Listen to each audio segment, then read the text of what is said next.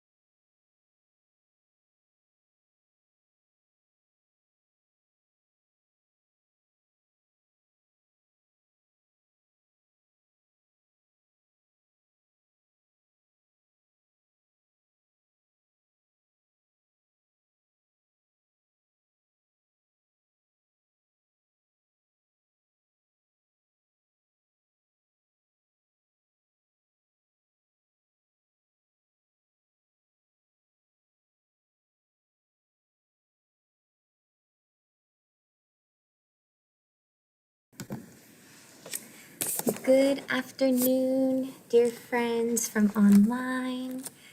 Before we begin our talk, I'm going to say some announcements. Just a reminder that Novena is every Thursday night at 5:45. Please send your prayer requests to prayer@heartwoodrefuge.org.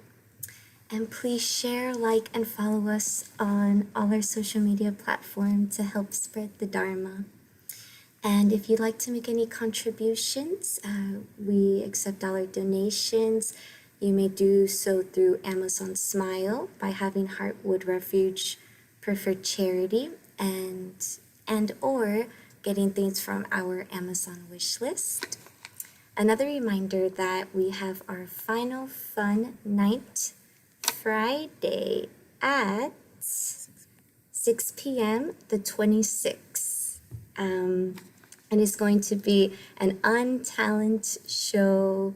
So that means, you could come in and share your talents, things that you are good at, or maybe things you're not so good at. Everything is welcomed and we just want to have fun.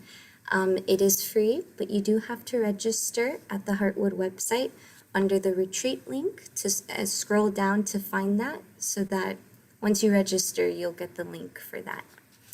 And also, don't forget that on March 8th, Heartwood will be hosting the 20th Outstanding Women in Buddhism Awards ceremony online via Zoom. And that is for now. Please enjoy and thank you.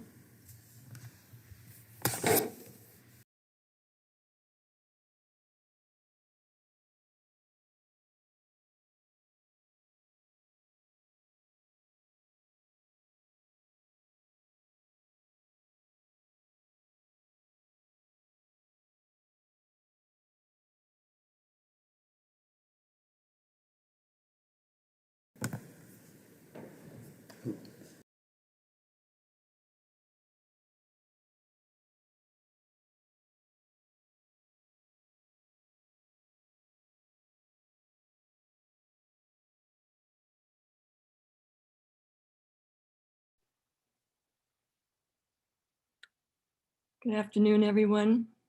We'll begin with an opening of homage to the Buddha, homage to the Dharma, homage to the Sangha. Welcome to Heartwood Refuge and Retreat Center, Sunday afternoon's Dharma Talk. And for those of you who celebrate, happy Valentine's Day. Let's begin with just bringing ourselves to this moment and this time, this place. Settle in, feel yourself, just be present with your breath.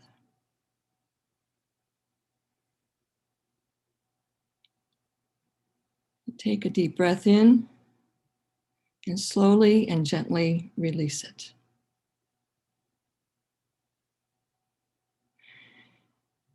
I invite you to continue to breathe slowly and gently.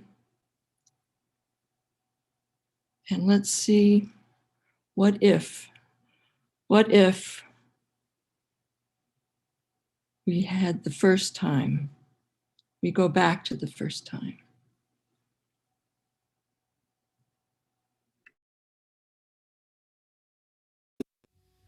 Let's go back to the beginning. Bring into your awareness the first time you were awed by something.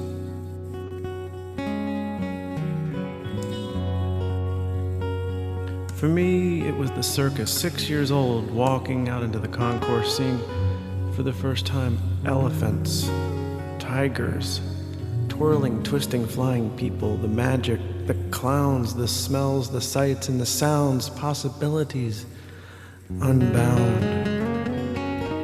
It was the first time. Over the years going to the circus, the magic seemed to wear off. Maybe I was expecting things that weren't there, and maybe I was a little disappointed.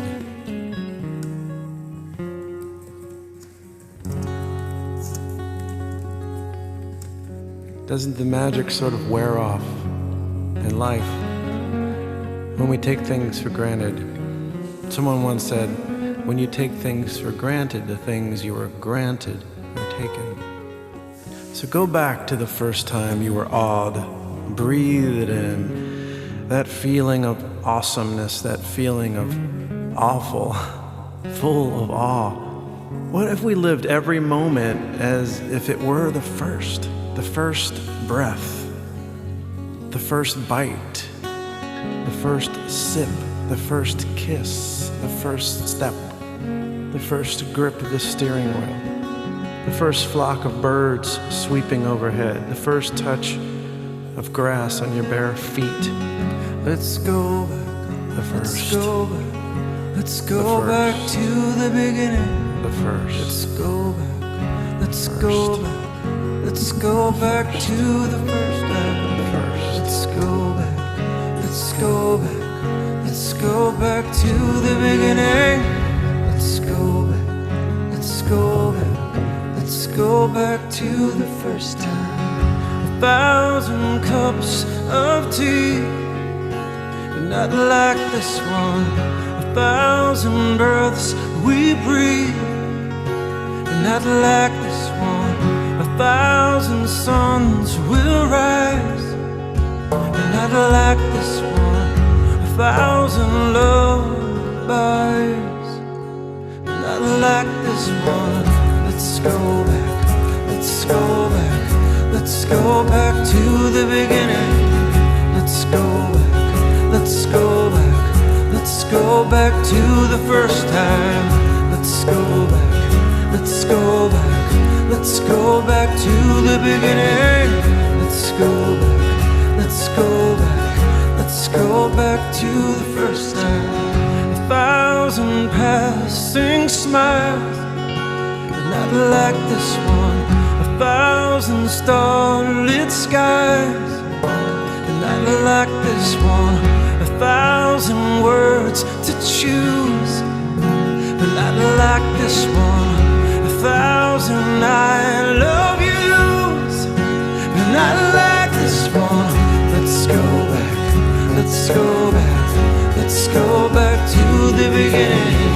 Let's go back, let's go back, let's go back to the first time. Let's go back, let's go back, let's go back to the beginning. Let's go back, let's go back, let's go back to the first time. With a brand new paradise, so that we may find the sea.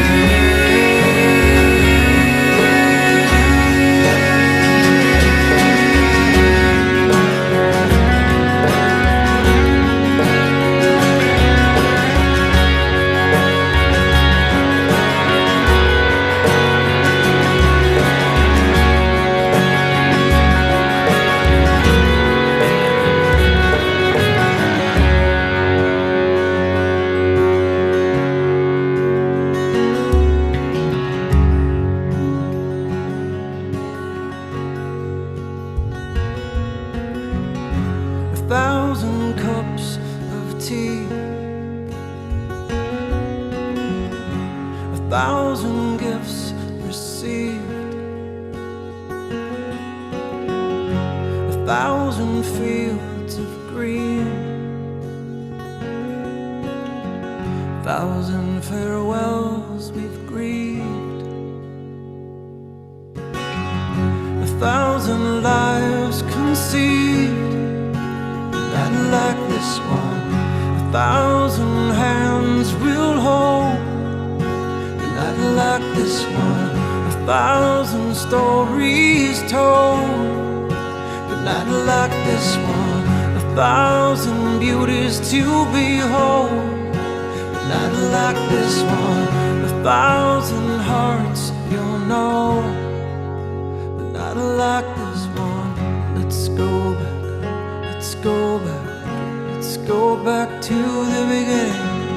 Let's go back, let's go back, let's go back to the first time. Let's go back, let's go back, let's go back to the beginning. Let's go back, let's go back, let's go back to the first time. To the first time.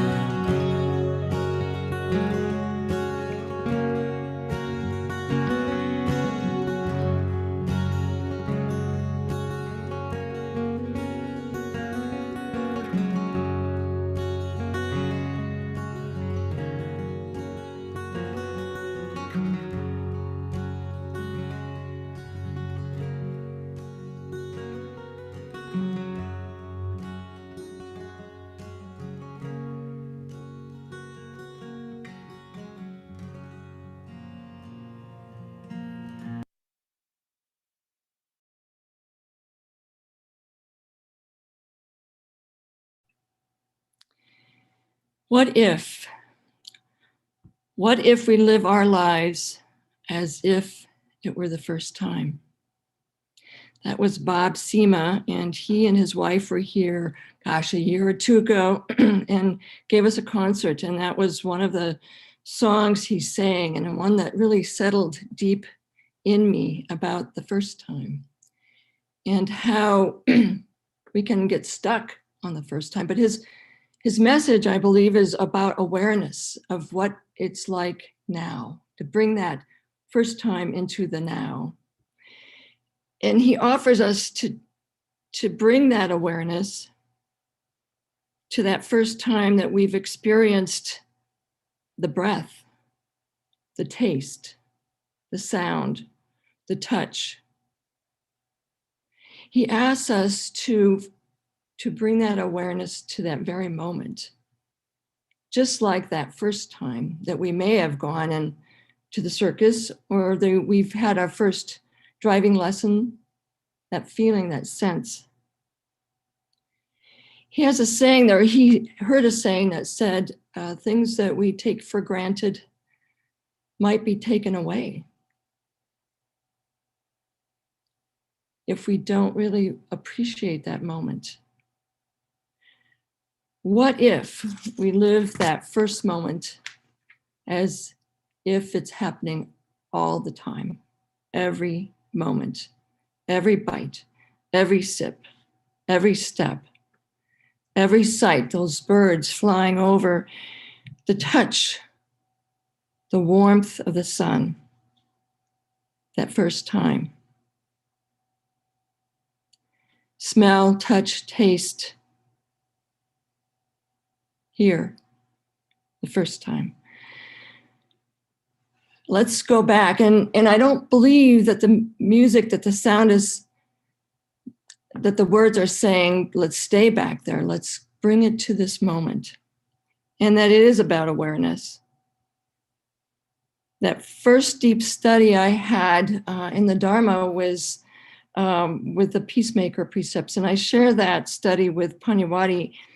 And it's with those tenets that I also bring along with me of not knowing, of bearing witness, and of taking action.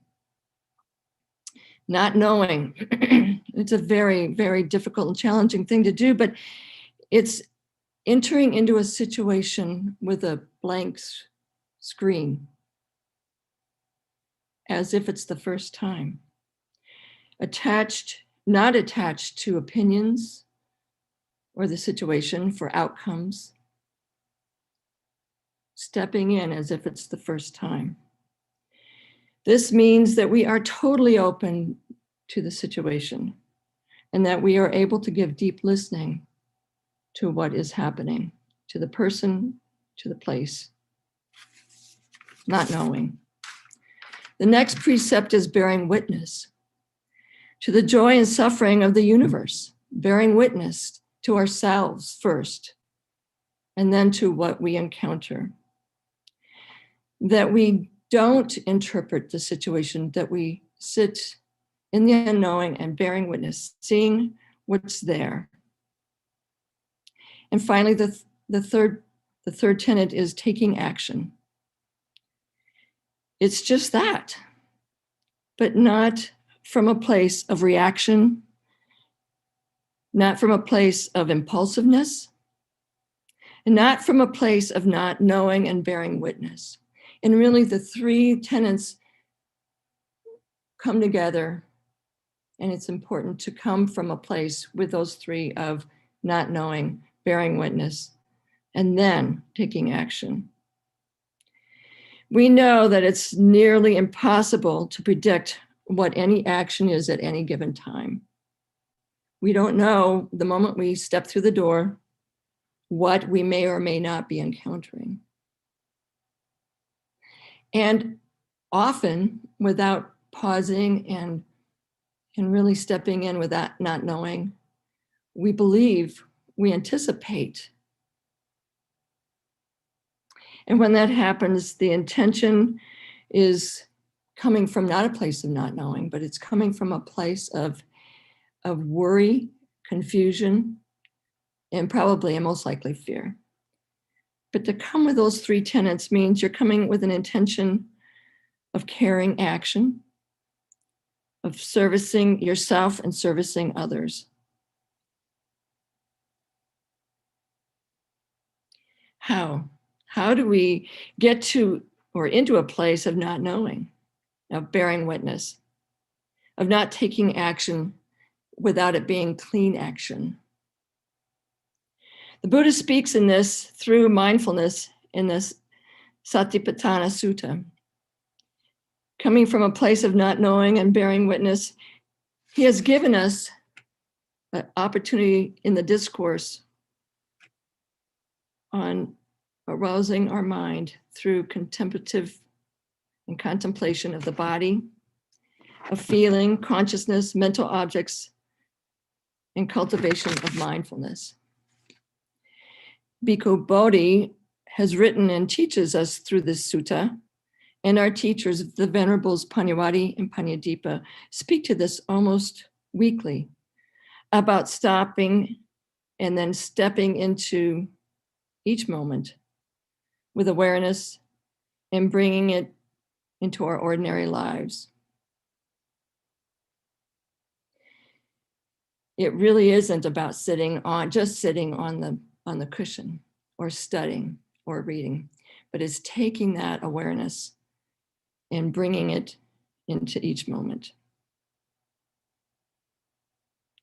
Mindfulness, not knowing, bearing witness to the moment and what is, aware of the moment and aware of what is.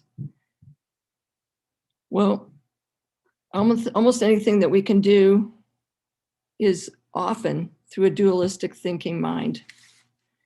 How do we lead ourselves and our friends and our family and our community into a state of non-duality? Mindfulness. Buddhist mindfulness has one purpose, and that is to end suffering.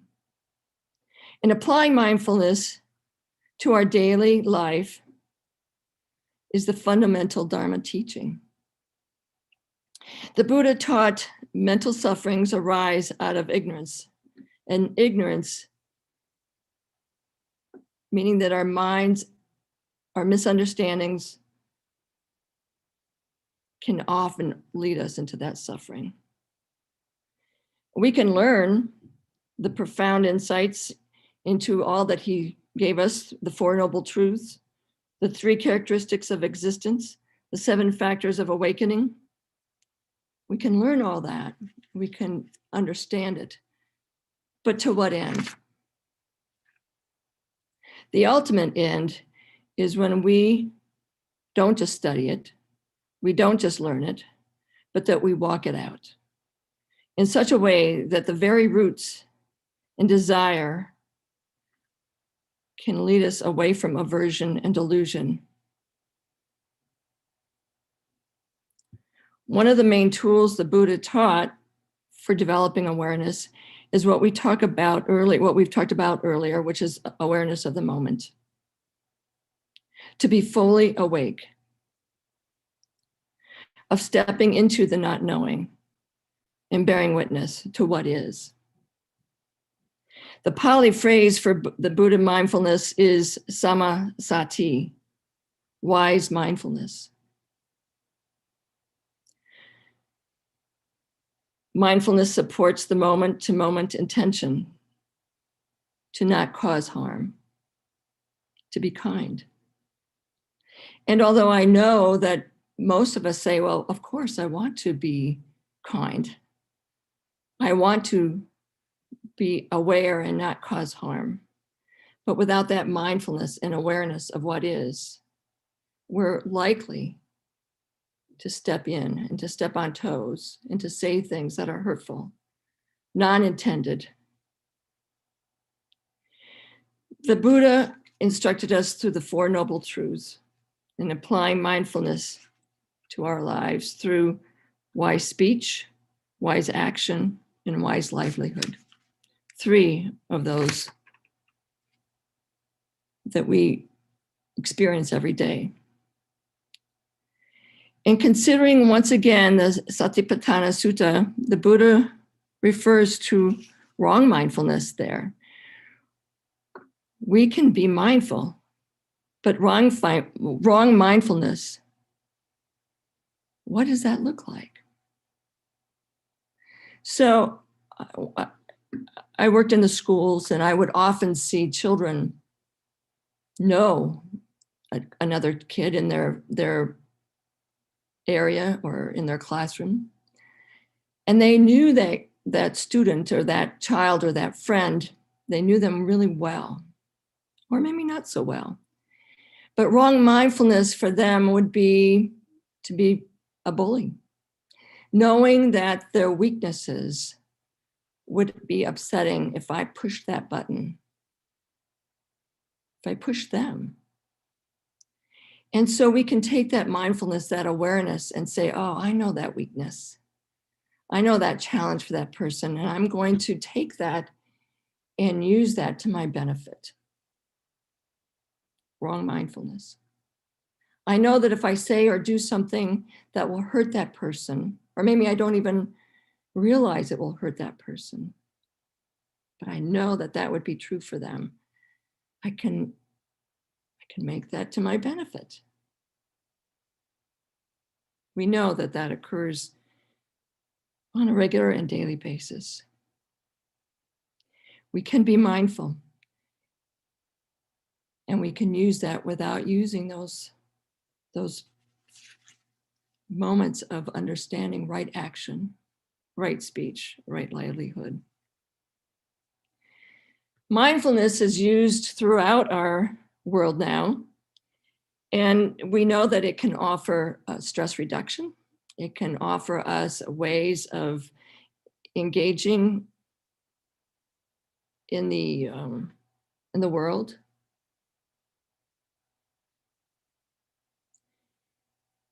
But we also know that mindfulness is not, if not grounded in samasati, or grounding in the Buddha's teachings on nature of the mind and skillful means, is only able to lead to ultimate suffering in the end. An aspiration to choose avoiding suffering, not suffering. Aspiration and intention to engage with mindful awareness to our speech, to our action, to not knowing, to bearing witness, so that when we do take action, that we are doing it with a full and complete heart. Bob Seema offers us in his song, "1,000 Cups of Tea," an opportunity to go back. He asks us to bring that awareness as if it was the first time. Because we know that the magic wears off from those very first wonderful moments. That over time and as life moves on, that we get disappointed, that we get upset, that we struggle, that we take things for granted, that in our all rushing around, got to get things done, checking off that list, that we lose sight of those first moments in the morning, walking out and seeing that the sun is shining, or seeing that there's beautiful snow on the ground. To take that pause as you step out of your door. As you walk in, instead of jumping right into the work, the checklist, that you are able to pause and look at your coworkers or your family and greet them with that moment of taking that in. It doesn't come easily. We are programmed to just get moving and do and go and be. But the Buddha asks us to take that pause, to enter into that breakfast moment with your family or yourself and bear witness to what it is, as if it's the first time. Even though you might have been doing it with 20 years with that person or that family, or walking into that workplace or the grocery store. What would it be like to step in for the first time? That first breath, that first bite, that first sip, that first step.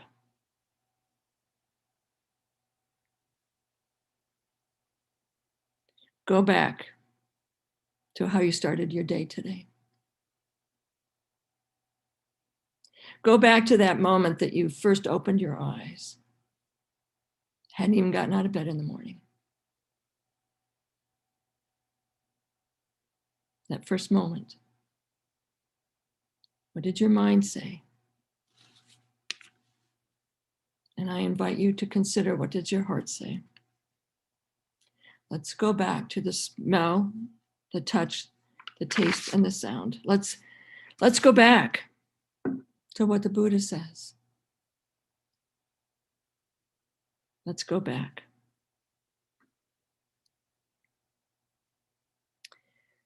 Taking a pause, not knowing, bearing witness, and then and only then taking action. And we have many strategies we've been taught, whether through Buddhism or through other teachings. We've been taught how to do that. Let's go back to those moments where we learn how to sit. Maybe that first meditation experience where things got really quiet, where you were able to just clear out that space and time. Excuse me.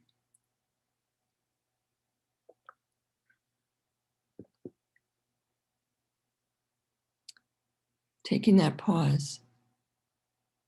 Not anticipating my next words. Just sit for this second, this moment, to the quiet.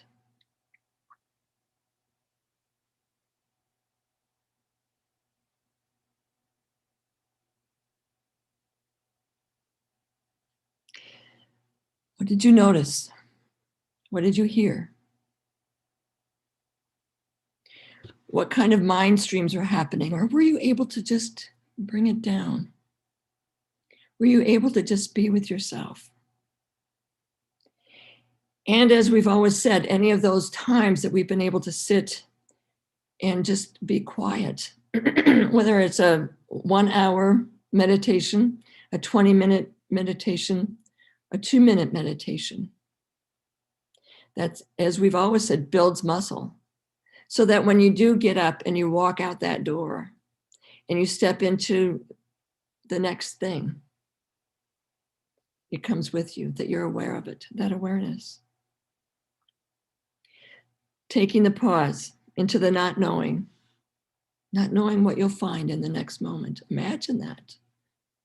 What can that be like? Taking the pause, bearing witness. So you walk in and you take it in. You look at what's there.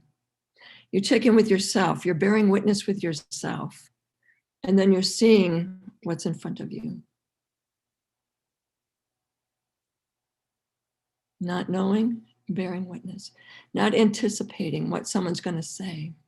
Bearing witness is truly listening with an open heart and an open mind. And then before stepping in, getting a full understanding of where your heart is. And sometimes it's not about taking action. Sometimes it's about not taking action.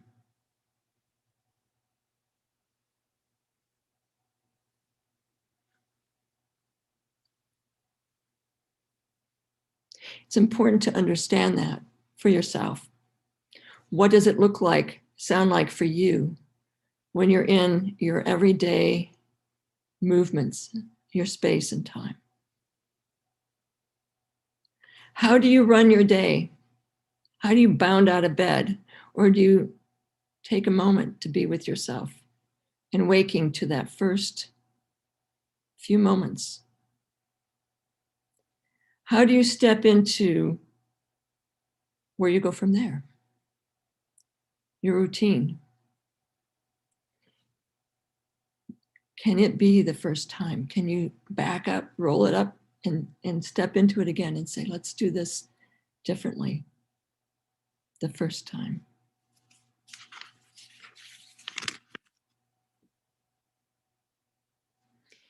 I'm going to invite us to stop here for more than just a few minutes, to settle into our seats, to listen to, in some ways, that music that we heard the first time. And then sit quietly and just let yourself sit and be with your moment. Be with what is. Be present in the moment. I'll ask you to do that for the next probably 10 minutes.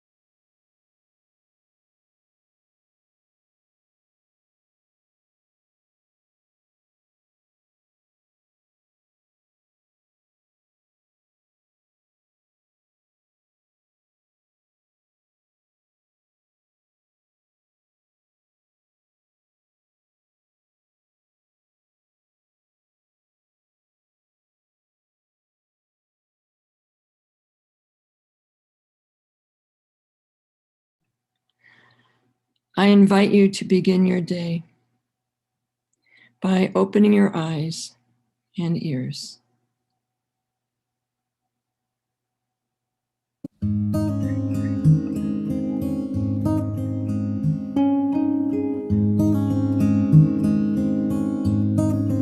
Open my eyes,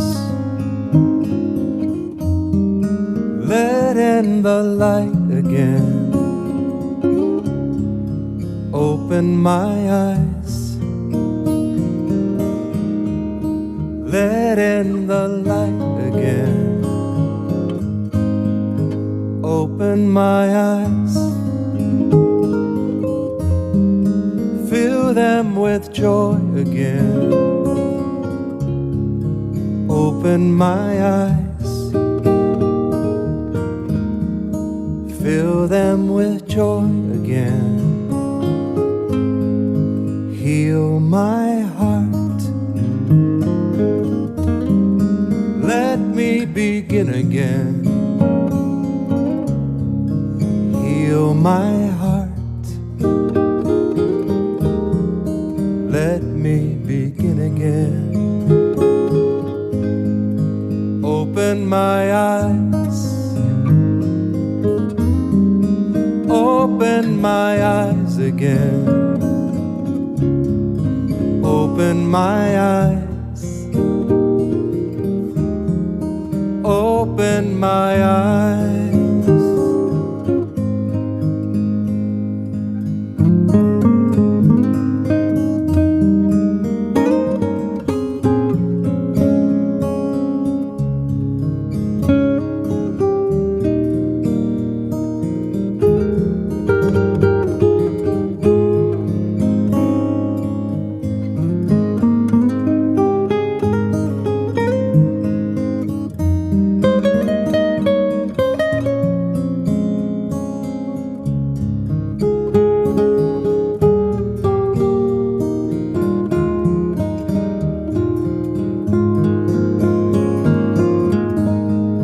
Take a deep breath,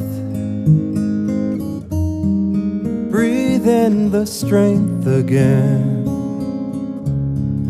Take a deep breath, breathe in the strength again. Open my eyes, open my eyes again. Open my eyes, open my eyes. Heal my heart, let me begin again. Heal my heart, let me begin again. Open my eyes, open my eyes again. Open my eyes, open my eyes. Open my eyes, open my eyes again. Open my eyes, open my eyes. Open my eyes, open my eyes. Open my eyes, open my eyes.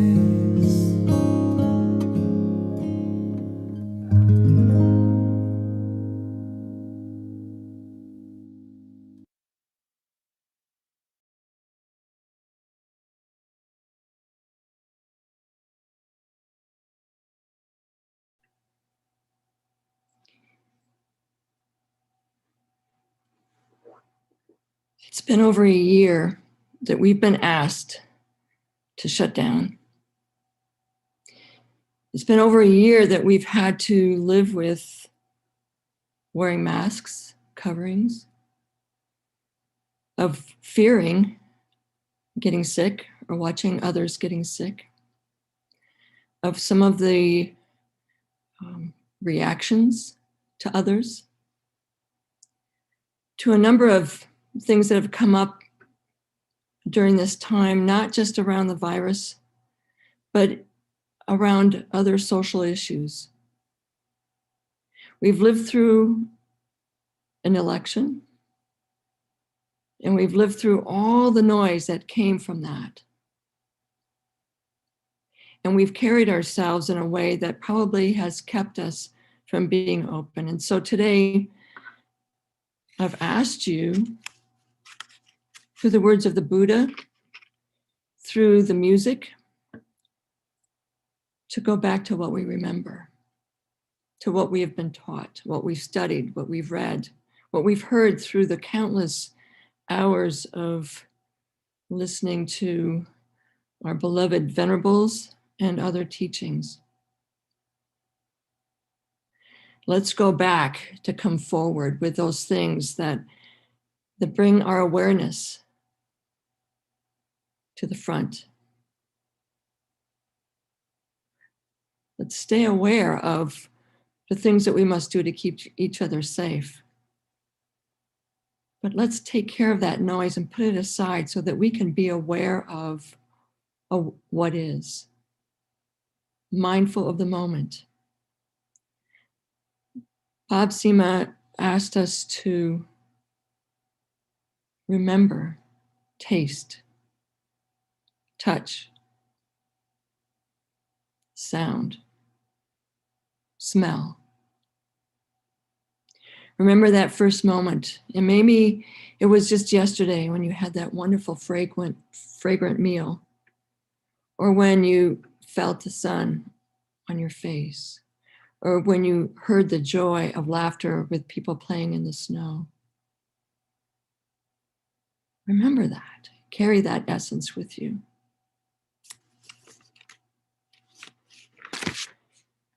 Music can often say more to us than words, but I shared with you Bob Sima's 1,000 Cups of Tea, and that last song was Carl Anthony's Open My Heart. And my wish for you today, and as you step into your Sunday and your week and your month, to open your eyes and open your heart, to remember those moments, to take that pause,